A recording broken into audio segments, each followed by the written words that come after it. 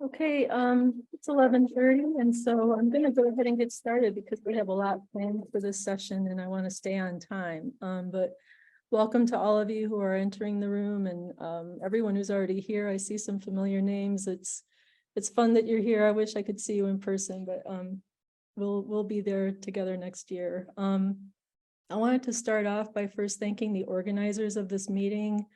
I always love the IASPI meetings because you get so much information there. They cover so many different topics and they're fabulous. And I think that this one this year is an excellent example of how to run an online meeting. So I just want to first say thanks to everyone who put this meeting together. On our panel today, I'm joined by Julie Sarama from the University of Denver, Doug Clements, also from the University of Denver, and Susan Levine from the University of Chicago. And we organized this session together because we wanted to discuss the issues that we face as researchers when we're trying to communicate our findings outside of academia, or even outside of our specific subfields. The session is going to be organized around 4 main topics, and I've put them in the chat for you. The first one is going to be collaborations with school partners, because we think that communication starts with the inception of a research project, potentially. The second topic will be publishing and presenting to reach a broad audience. The third will be systemic barriers that might exist to conducting educationally relevant research and to disseminating it. And the fourth will be strategies that have worked. So we came down on these 4 topics because we felt like the first 2 kind of highlighted different sources of difficulty you might have when you're trying to bridge research and practice. One explanation, if you're having trouble building this bridge, is that the research findings might not seem relevant to school practice. So people who are, trying to use research wouldn't find them applicable. And that's where we think the collaborations with school partners in the planning stages might be helpful later on for dissemination. A second reason why you might have trouble building this bridge is that maybe you've done research that's relevant, pardon me, but the teachers and school district leaders don't know about the findings. So finding ways to connect with each other, whether through the research literature or through presentations, is also a barrier or a challenge.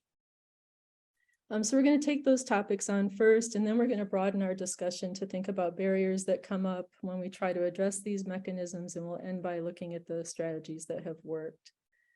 The structure of the session is that for each of these topics, one of our panelists will summarize some of the issues related to it, and then they're going to pose a question to you, and we're going to have you move into breakout rooms.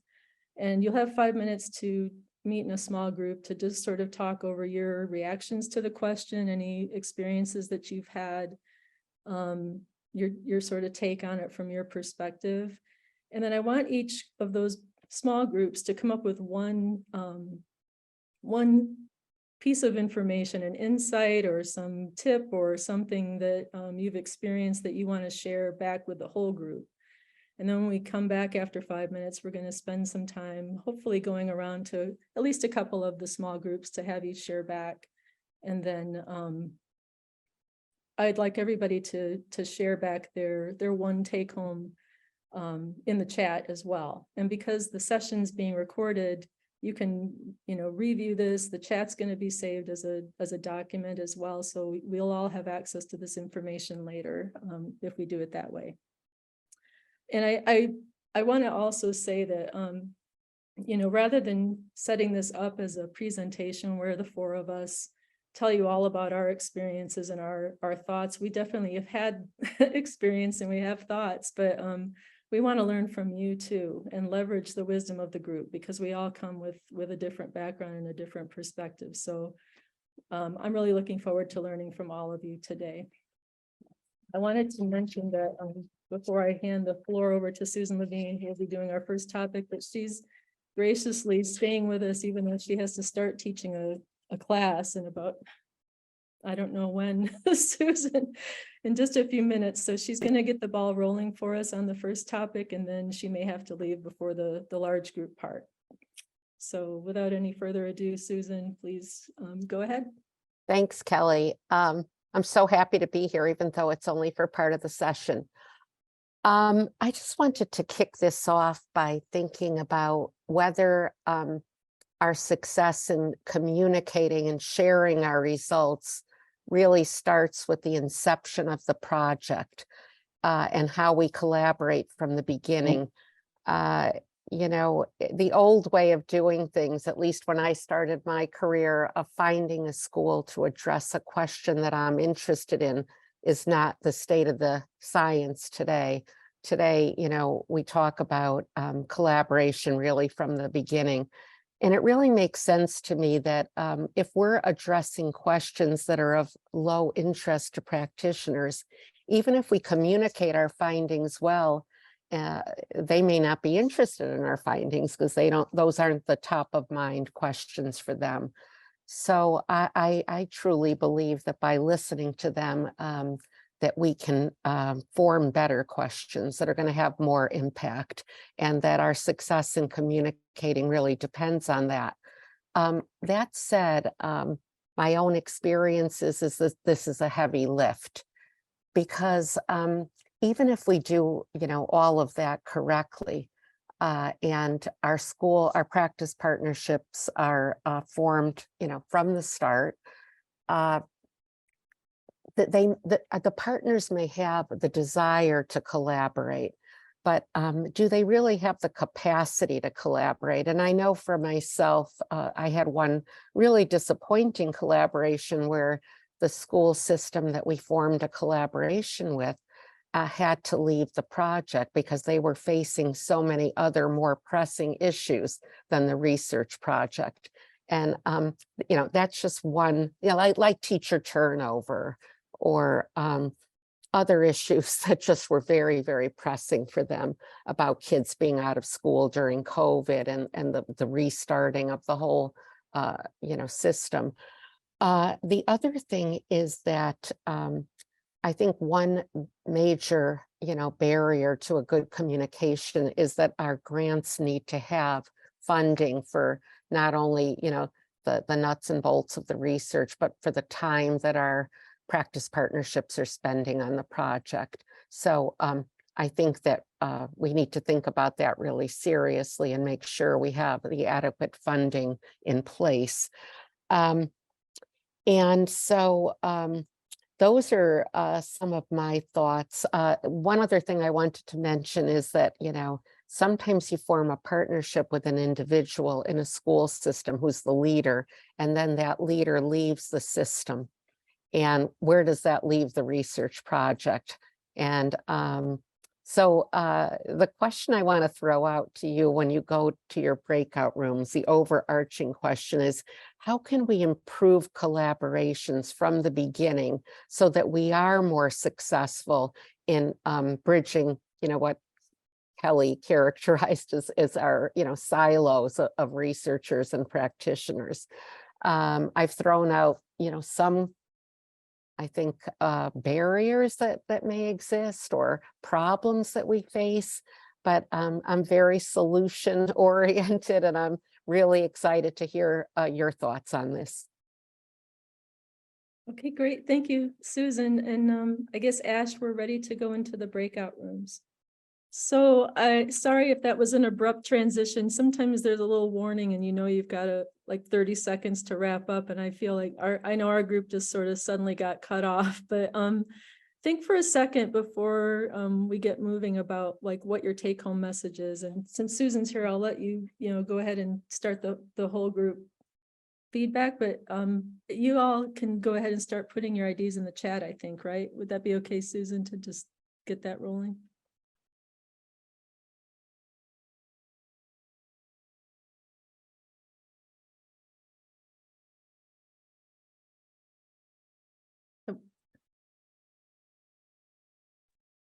Susan, you're muted.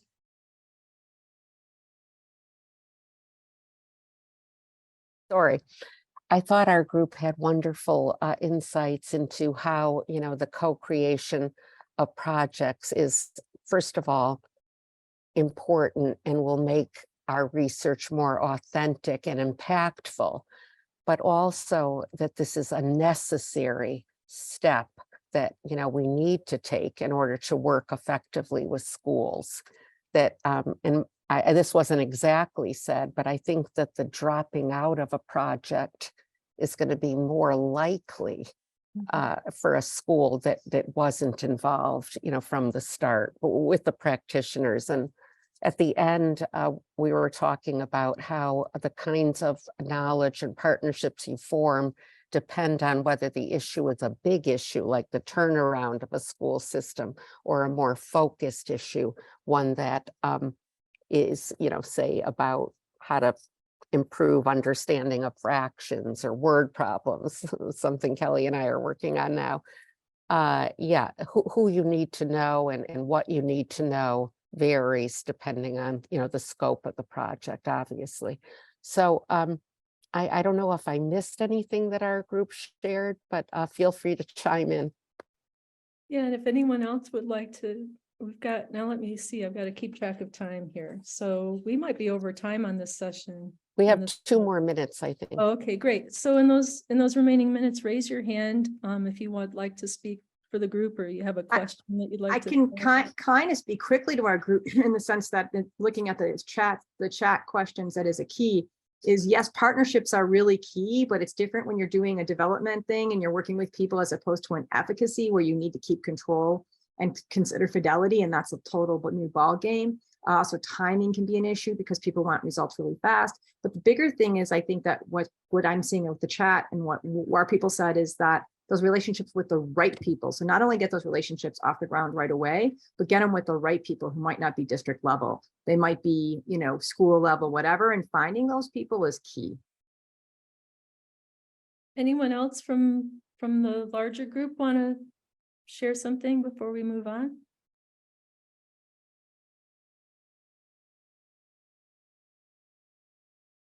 The control group, that's something I face a lot. Like, what does the control group get? And the understanding that we need a control group. So not everyone can get this. You know, if the buy-in is tremendous, you know, they want all kids to get the great thing from the start. Yeah, so you want to provide some kind of instruction that may not Yeah. be the experimental one, but We often frame it as a phased adoption. Yeah. You know, so logistically easier if you start a little smaller and then expand, and so try to make benefits out of it, not just for the researcher's random assignment, but also for the successful scale. There was one other comment Ann Edwards made in our group about how useful it is to have these relationships continue into the dissemination phase, because the partners that you have in the school district can actually help you shape your message. And that's something that I hadn't thought of, going back to them and asking them to look at, you know, anything that I had written or prepared to disseminate that way. So thanks for that, Ann. I guess we should move on then and go to the second topic. So that was sort of a nice segue. Thanks so much, Susan, and You're welcome. with your class. So the topic that I'm going to be focusing on is publications and presentations, which is at the other end of the process from planning. And, you know, that's a whole different set of challenges. So you've got these findings and you're trying to figure out how to communicate them in ways that education leaders, teachers, curriculum developers will find helpful. And you're also trying to communicate it in a way that they will even find them at all. So before I was a researcher, I wanted to share with you that I was an elementary teacher. And the reason that I went into research is that when I was teaching, I was often told to use various materials or teach in a certain way, but I wasn't given any explanations for why to do that or how it worked or whether it worked with everybody. And I started to develop this burning question that I asked at every opportunity, you know, why does it work and what's the mechanism? And there just wasn't the information. And so I went into research basically trying to find answers to that question. And I went into cognitive psychology because I was particularly interested in student learning. And that's sort of where I do my work, is in that intersection. And I believe, because of my experiences, that there is an appetite for this information. But when I'm out working in schools or talking with teachers or principals, as I often do, I don't see a lot of evidence that the research that I'm familiar with in my domain of research, which is mainly cognitive psychology, I'm not seeing that impacting educational practice. And it's worrying to me. I will say that, teachers have a different kind of expertise than we all do as researchers. They have an access to an expertise that we can't have access to, and that is trying to teach 30 kids something all day, every day for years and years. So they have definitely got deep insight into how children learn.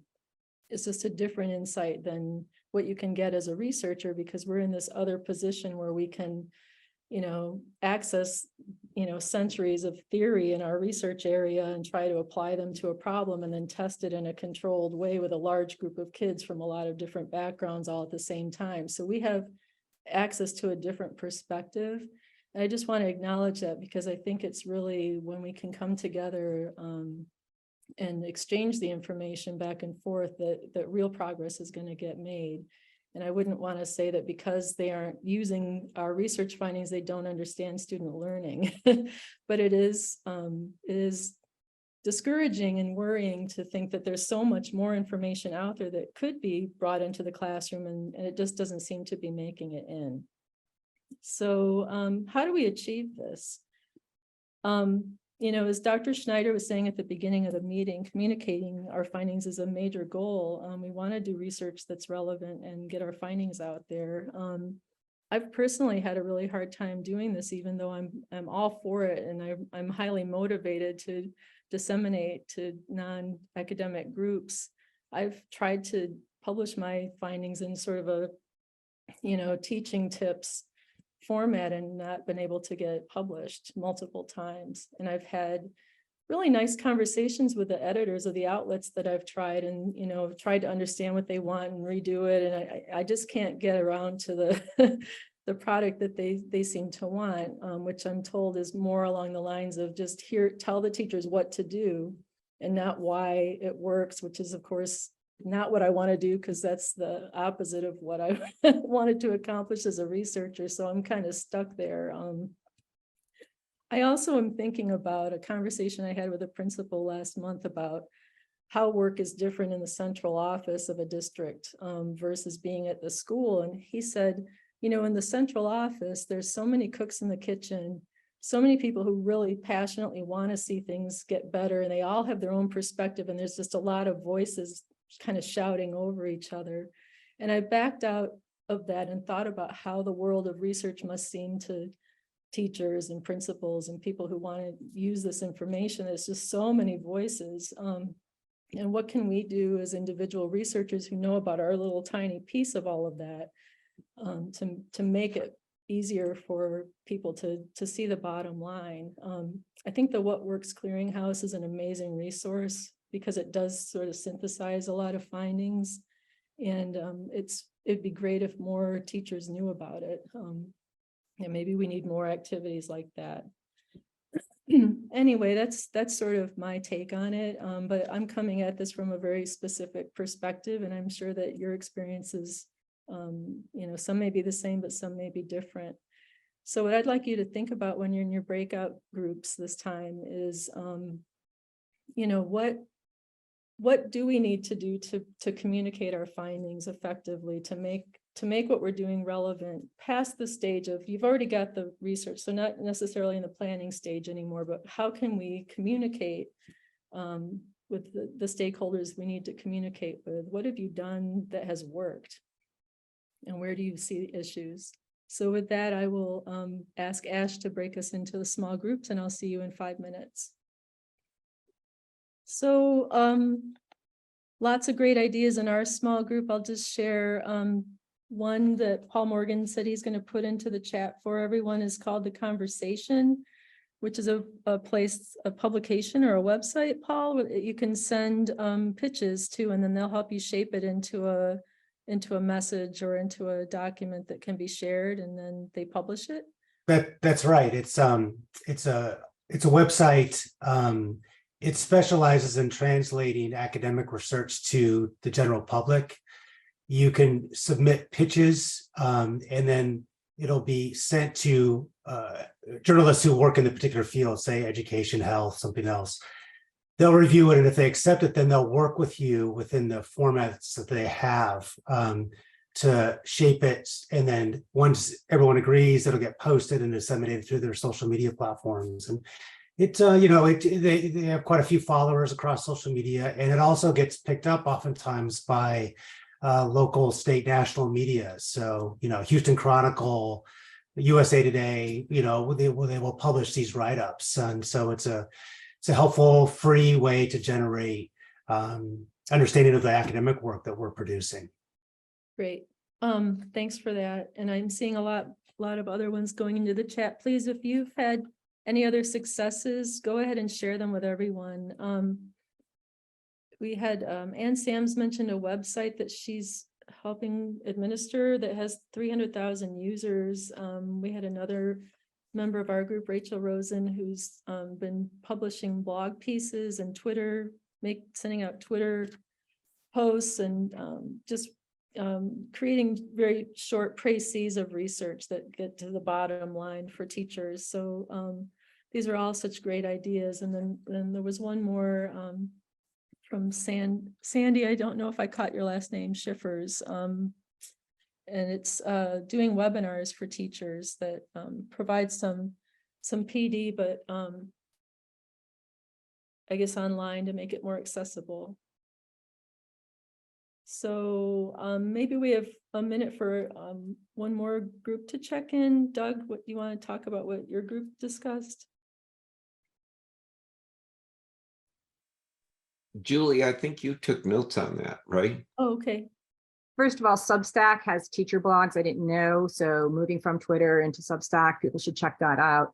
I thought the New America, the Learning Sciences Exchange Fellowships are super cool. I have a link in the chat, and you should definitely read more about that.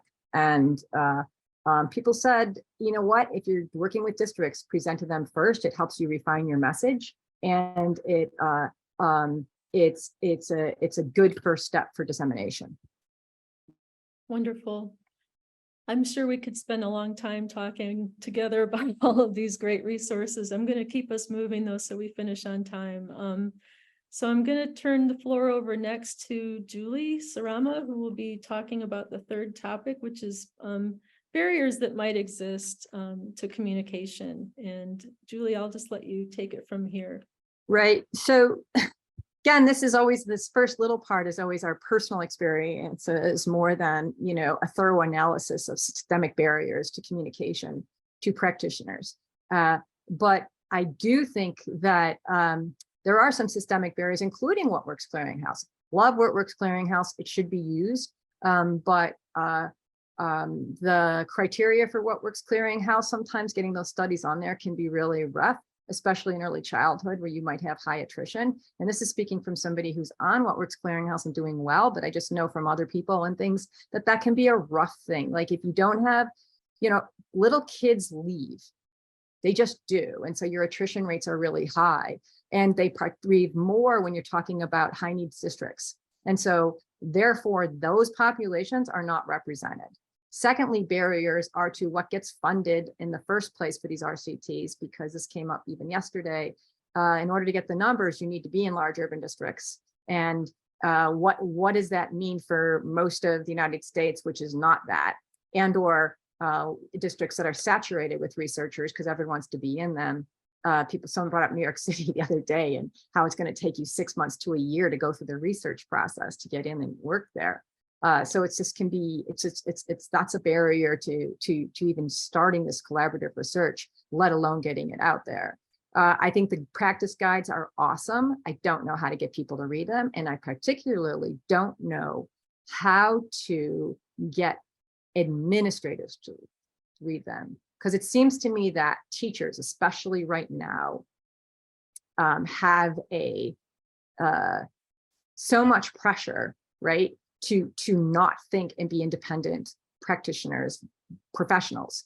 They have this pressure to follow what the administration says. So even in places where we've worked really well, they'll say, well, you know, but my principal wants me to do this, or my director wants me to do this, or our program wants us to do this. So how do we influence the decision makers that are influencing our teachers? And that might be school boards, that might be superintendent's offices, because I think that, yes, building collaboration starts like at the school level and who knows what, but actually making these bigger, getting stuff into the hands of teachers, there is a barrier at this sort of administration tells us what to do, and administration has no clue that this particular curricula has zero effects according to What-Works Clearinghouse, or that this new approach would be way better, and or doing the first grade curriculum in kindergarten and pre-K is not a way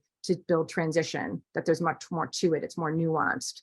There are no simple answers, that educational research is very complex, and you're not going to get that 10-second blurb for a superintendent, because that seems like the attention span is about 10 seconds.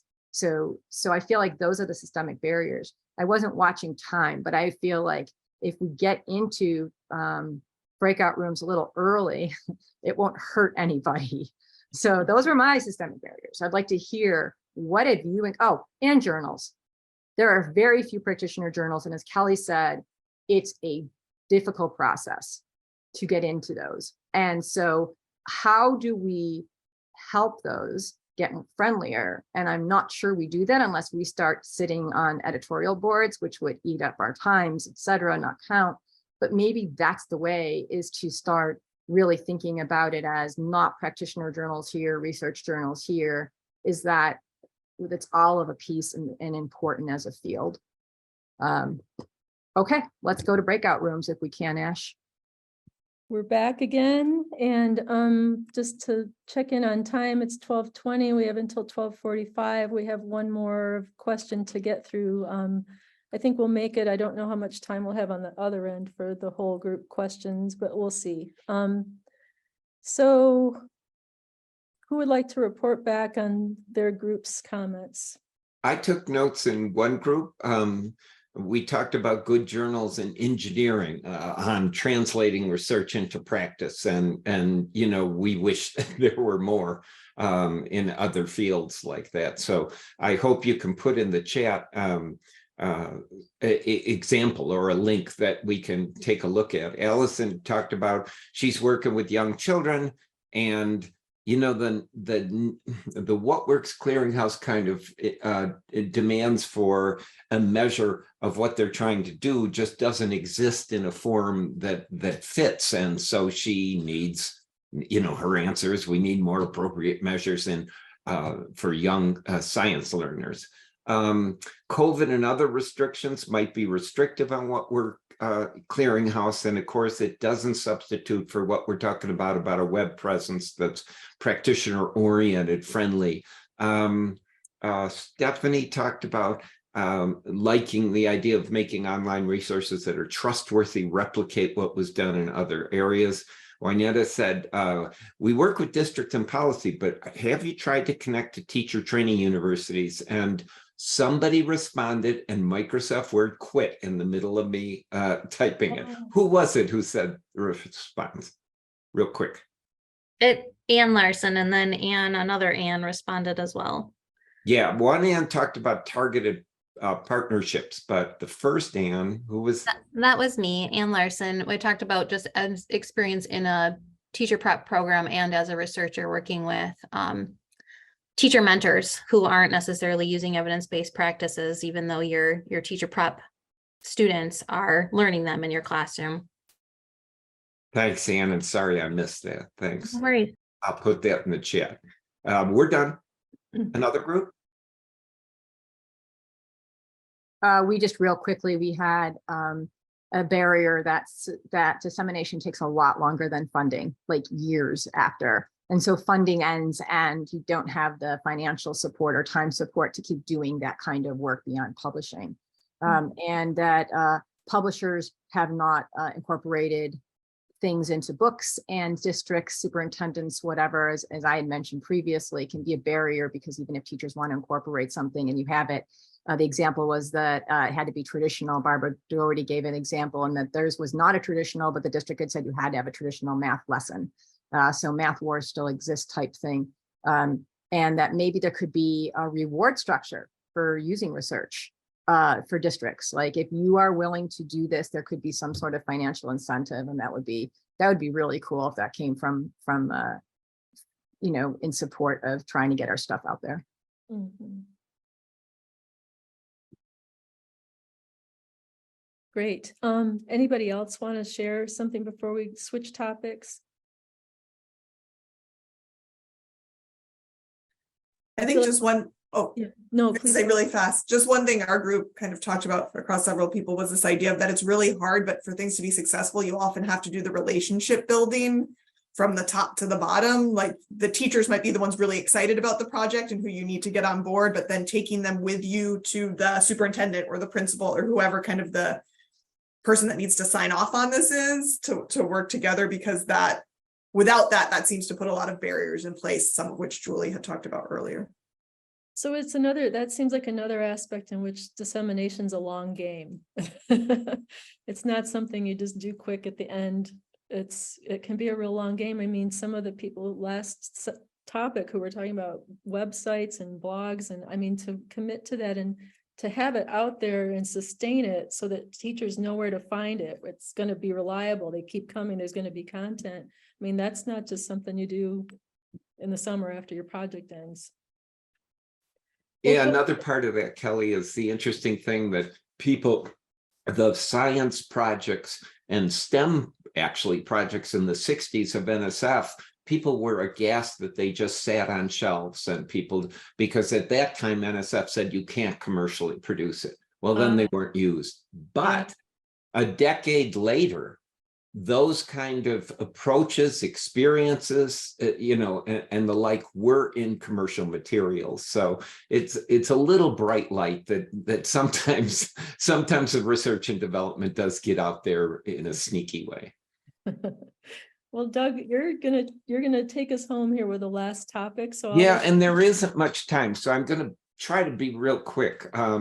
I wanted the idea is, what strategies have worked then? So taking a positive thing, you've all given strategies, but now we step back and talk about for development, for dissemination, for getting research used, et cetera, et cetera. And Julie wanted me to just talk or I wanted to talk in general, but Julie said, no, talk about our research. That's what I really want you to do.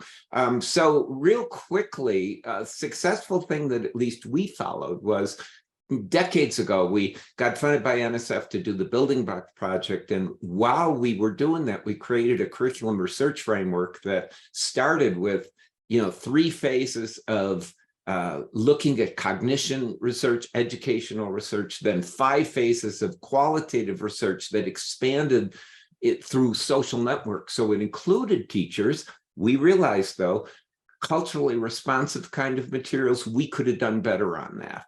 And then we got funded by IES and NSF to do scale-up projects, and we figured out that with the scale-ups, you really had to get buy-in, which somebody else talked about first. We gave flyers to the principals and administrators and teachers that talked about the benefits. And then, I think this is mentioned before, we made sure we asked them what questions we could answer. We did not, we could not say, let's come up with the questions together, which is one theme in the literature now, that you don't even ask questions till you collaborate. You can't, if you have an idea that you're going to do, but you can ask them, what other questions are burning for you that we make sure we answer through this research? So that's enough. Just a quick thing. Let's go right to breakouts and talk about strategies that have worked for you. I'm waiting for Doug to appear, but oh, there he is. Doug, do you want to start by summarizing your group? discussion? Yeah, no, Julie took notes again, refused to okay. let me. Apparently my typing is bad. So Julie, I'll start with a couple of things I love that I don't think we got a chance to talk about because they were in the chat, but you Doug, know, I'll put the stuff in and it'll remind you what we talked about because it was your group too. okay, so Allison was talking about publishers are super helpful related to curriculum dissemination, but also bring their own agendas to it. And we talked several times about be careful about what publisher you pick for sure. Some impose or that, and we were talking about try to make a publisher agreement with anything you do produce. And encourage your R&D friends who are making curriculum to do so, that they can't change it without consent. Julie and I thought we had that kind of agreement with our latest publisher, and they took a lot of the research-based kind of teacher tips and teacher information out. Help me here, Julie. Go back to you. That was pretty much it. I mean, people were talking about even the nuances. So a small publisher that was interested in RCTs still wanted to change the dosage and things like that. So just being really careful. Somebody brought up self-publishing is even an option. So those kinds of things. That's all we had in our group. I'd like to hear from other groups. I'm just typing into the chat a couple of ideas that were brought up in our group. Anybody else have something they'd like to share? I'm not sure if there must be more groups than we were in. So anyone that didn't have one of us in there, please share back what you guys discussed.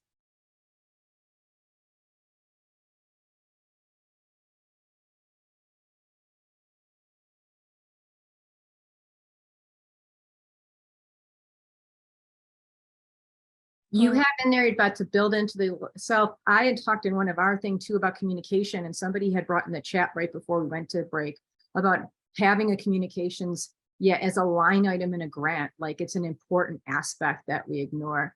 Of course, things are getting more expensive and it's hard to fit all these things in, but if there's a way, that would be good.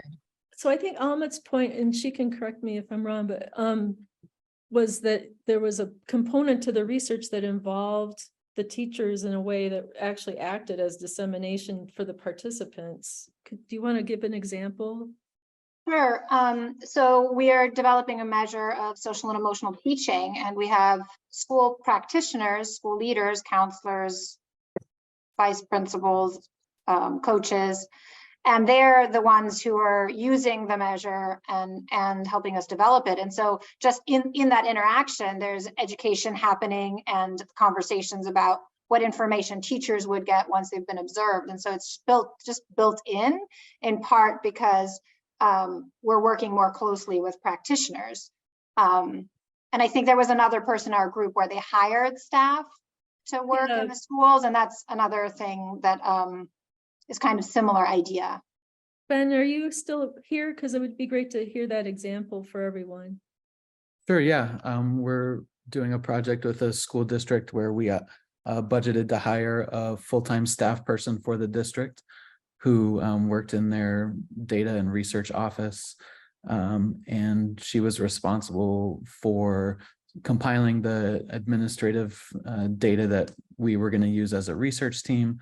But then on the dissemination end, made sure that the sort of research questions that we were asking and the plans that we had for our research were going to be things that were usable by the school district and were things that they cared about and were interested in. So it helped us tailor our work in a way that was going to be maximally useful to the partner district.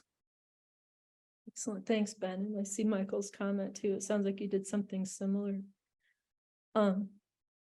Any other last comments to make on this topic, and then we'll wrap up.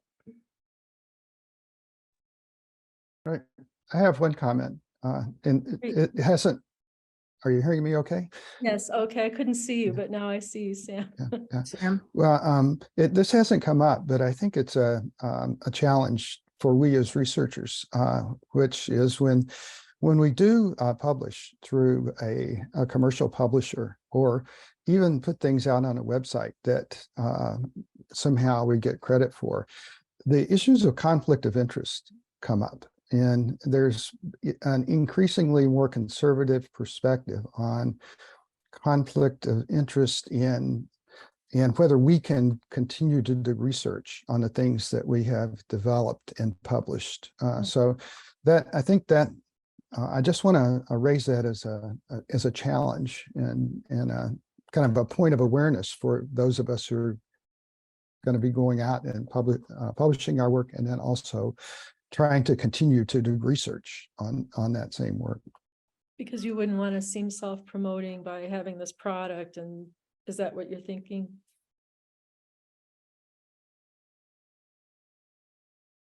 Unmute. So I'm trying to unmute. Actually, it's from our COI office. To the point that at the university, so to the point that if you actually have published, let's say, a curriculum, and you want to do it with you want to do an efficacy study with a different population, you may not be able to be the PI on that project because you are associated with that entity. So that's just a warning. That's interesting, Sam. So a lot of times you have to have a firewall between you and the evaluation team, but can still be PI. But you're saying your own office there says that's not enough? That has been a case. Yes, that has been a case in the past. Not for me, but for other investigators I've worked with. Well, thanks for raising that. That's serious. I think that we've got only 4 more minutes left. I wanted to just sum up real quickly and then open the floor to any questions or answers that you guys might want to get into. So I first want to thank all of you for being here and being such great participants. I personally feel like my mind and my soul are both full. I have so many good ideas to take home now and ponder. And even though we did spend time talking about these barriers, I feel like, whatever barriers exist, I think that they're all well-meaning people with different incentive structures and different pressures on them, and we're kind of coming together, and things aren't always going the way we might want them to go, but just remembering we are all on the same team and we can keep working toward better solutions. And in the meantime, I have found our discussions so empowering in terms of just things that we can do as individuals leaving today. There's been so much great information shared. And as I said at the beginning, we're going to be saving the chat, and we'll try to make that available to you after we sign off. But I wanted to just leave a few minutes. Does anyone here have a question they'd like to raise to the group before we stop?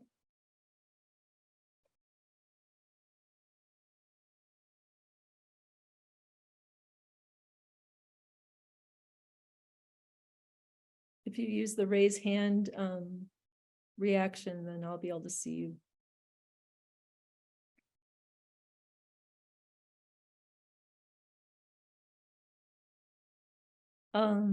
Any other parting thoughts from the panel?